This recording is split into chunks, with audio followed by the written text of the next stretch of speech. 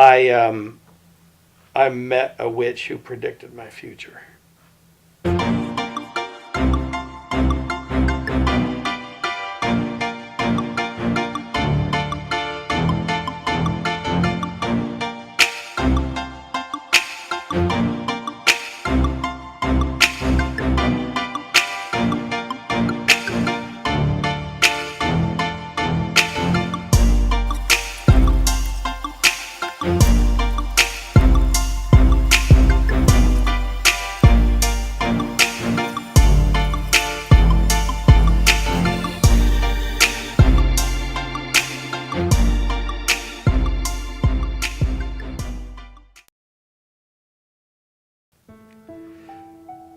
On the day before Thanksgiving, in November of 1980, my friend Mike and I went out to lunch.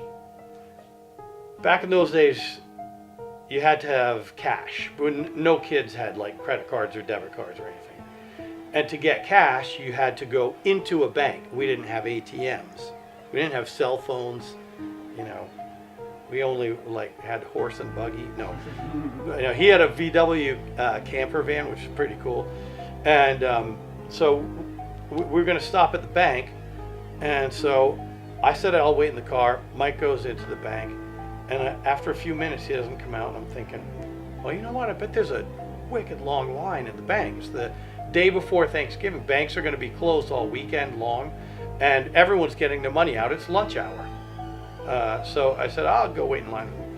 I go and stand in line with him, and the line is literally like 50 people long in this big bank, and all the way at the front of the line, or near the front of the line, I see this interesting looking figure, and it's a kind of old woman. Actually, I don't know, she's probably like my age now, but like, you know, she looked like an old woman, and she was dressed in this floor-length cloak and a cape, and she had this red cap that came down to a point on her back,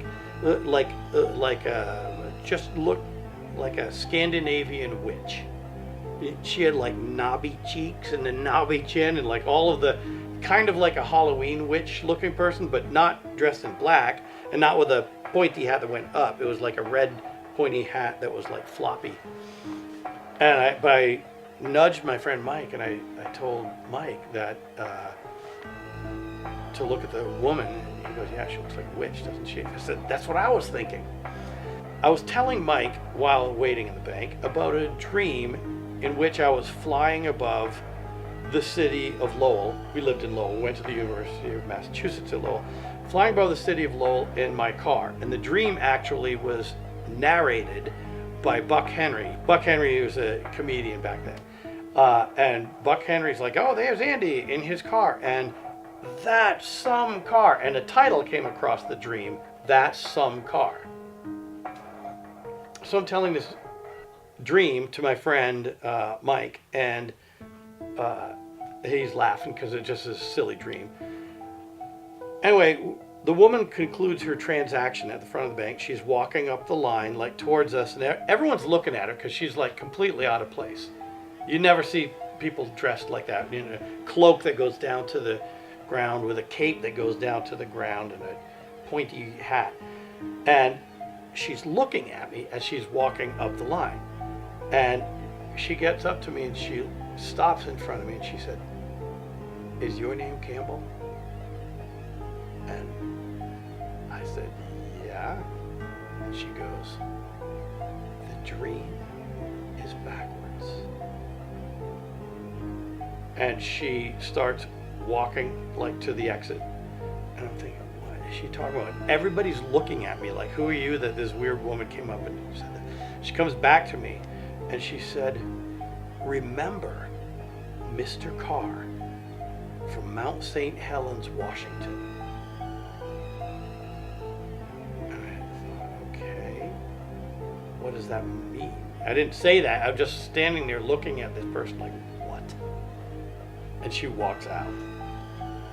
And so Mike looks at me, he's like, what was that? And I said, I don't know. And like everybody in the building was just like looking at this and just, so we're just freaked out because it was just weird. It was a weird experience. We go get his money, we go out to lunch, And I find that I'm like really upset by this. Like, I didn't know what happened. Why did she know what my name was, and that I was talking about a dream, and that the dream was backwards? She couldn't have heard me all the way on the other side of the bank. I'm really upset, and freaked out. But it's kind of fun sometimes to get freaked out by things. And that night, my brother Doug and his girlfriend were staying with me, and I was telling him the story, and he was all freaked out by me just telling him the story. And we were going to go down and get some food and beer to have a little party. So we went down to the same plaza where the bank was, and there she was again. This time she was in a phone booth, facing like 100% away from me.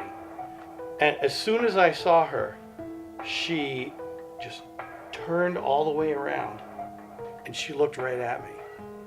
I'm in the parking lot, like, dozens of yards away, so they shouldn't say anything, but she just looked at me like she knew I was there, and just looked at me. And I ran to get my brother Doug, who was in the liquor store. I was going to go to the grocery store. He was going to the liquor store to get beer, and I ran to get him to say, she's here, she's here, she's here. So I got him. He comes out, and she's gone. I never saw her again, and I still don't really know what she was talking about, but started thinking about Mr. Carr, Mount St. Helens, Washington. Well, some weird things happened. Mount St. Helens had erupted in the summer of 1980, before this, and so it was famous in the news, and everyone knew Mount St. Helens was a volcano.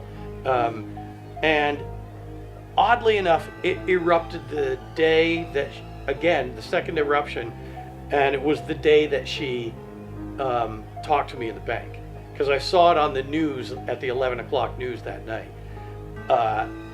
Okay, so, that's a coincidence. Interesting. Then that next summer, my brother and my sister got a job at Mount Washington,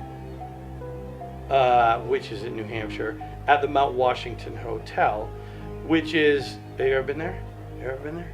Freaky place. It's beautiful. Like, it's set against, you can see Mount Washington behind it. It's white with a red roof. It's a beautiful hotel. When you get inside, there's a weird vibe. And the weird vibe is partially because one whole tower of the hotel has been shut down since the 19-teens or something. And they say that it's like under permanent construction, but everyone who works there knows the story about this princess who hung herself in that tower, and that the whole hotel is supposed to be haunted. Stephen King based the movie The Shining on the tradition of the Mount Washington Hotel, and the hauntings in The Shining were based on this hotel. So it's a freaky place anyway. I knew this the first time I visited, but as I'm driving up, there's a little hill you have to drive up to get to the hotel. First time I drove up there, my brother and sister were working there. I'm driving up and I got this feeling of foreboding. It was like a dark and cloudy day, and suddenly just all this weird feeling crept over me. And I was thinking all the way on the drive up there, did this woman mean Mr. Carr from Mount Washington? She said Mount St. Helens, Washington, but did she mean Mount Washington?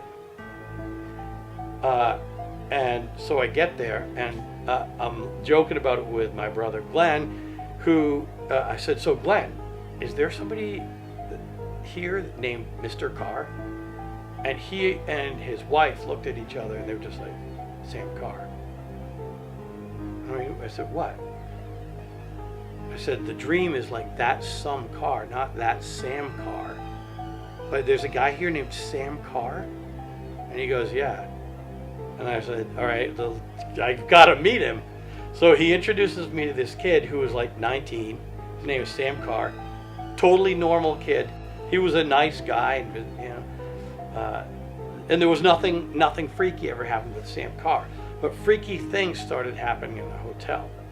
The second time I went to visit the hotel, By this time, I'm actually married, and my wife and I, on the night before we went up to the hotel, stopped off at my parents' house, and we slept in my sister Kathy's room.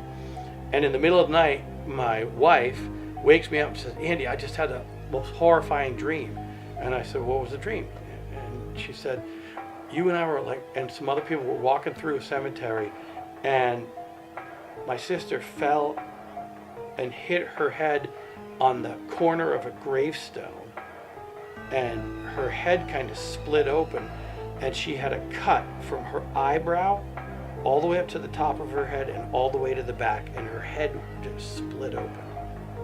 And I'm like, "Oh, that's weird. It was just a dream, Carol, go back to sleep, you know."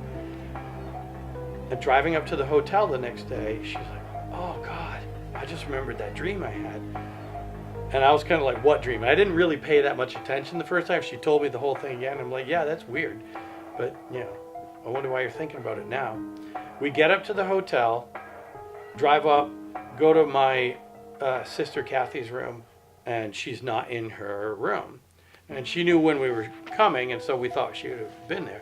So we went to my brother Glenn's room, and Glenn's not there, but his wife Mary is there. And Mary has this like completely stricken look on her face. And I was like, "Mary, what's wrong?" And she's like, "Kathy's had an accident. My sister had an accident where she was working with this loading dock. She was like a linen girl, and this loading dock door fell and hit her on the head really hard, and her head split open, and she had a scar from her eyebrow all the way to the back of the head, exactly like Carol's dream the night before." And that freaked us out. We're like, this place is like got some weird curse. And for the next year, or for that whole summer, all these weird things happened, these bad accidents where my brother's wife fell down a flight of stairs and broke an ankle. My brother was moving this like huge bureau thing, and it fell down on top of him, and he got all cut and bruised and all this weird stuff. There was a kid that worked at the hotel. No, there was a kid near the hotel. There was like this fair, carnival kind of thing, and he was on a ride, and this like 6-year-old kid got thrown from a ride and killed. And one time we're hiking in the woods to go to this waterfall, and we hear this screaming, and this guy has jumped off the waterfall, misjudged where he was going to land, and like fell on rocks and broke his back. Like all this really screwed up, awful stuff. And the place just feels weird. In the lobby, I think to this day, there are these photographs that are like, you know, from the turn of the 20th century, you know, these little old photographs that were that big that somebody had blown up to poster size and put around the lobby of the hotel in frames. And on one of them, there's a picture of the hotel from like 1904. And all these people, like 200 people, are standing out in front of the hotel in how people dressed back then. The men all had these like, you know, black suits and these little bowler hats. The women were all in these Edwardian dresses and everything. But if you look really closely at the blow up, you can see that somebody has taken something sharp, like a razor or a sharp knife, and slit the throat of every woman in the photograph. And they had done it before it was enlarged. I think whoever enlarged it barely noticed it. They said, "Oh, that's a neat picture," enlarged it. But you can see just a weird line across the throat of all the women in the picture. And last time I was at the hotel, which was 2004, that was still hanging there, and it might still be hanging there now. But weird things happen. And as I said, this is a true story, because if it was a made-up story, I would come up with the big whammy that like, and then the witchy woman came back and I killed her with my lightsaber, you know, or something like that. But these stories just were like kind of strung together and then sort of faded out. And the last little bit was about a year later in the winter. I was with my brother and his wife, and I was with my wife, and we were with another friend. We're walking around. Across the street from my apartment is a cemetery. And we're walking around the cemetery, and suddenly Carol goes, "This is the cemetery in my dream." And I said, "You're kidding me. The dream about, your sister falling and hitting her head?" And she said, "Yes." And I said, "Well, you got to point to which gravestone she hit her head on." And Carol's like, "I have no idea. I mean, it's different than my dream." It was that one. I know it was that one.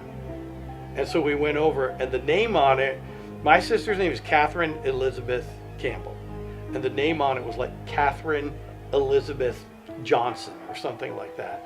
And just like really, really like a lot of weird coincidences that put all together just seem like intense. But that's the last bit that happened.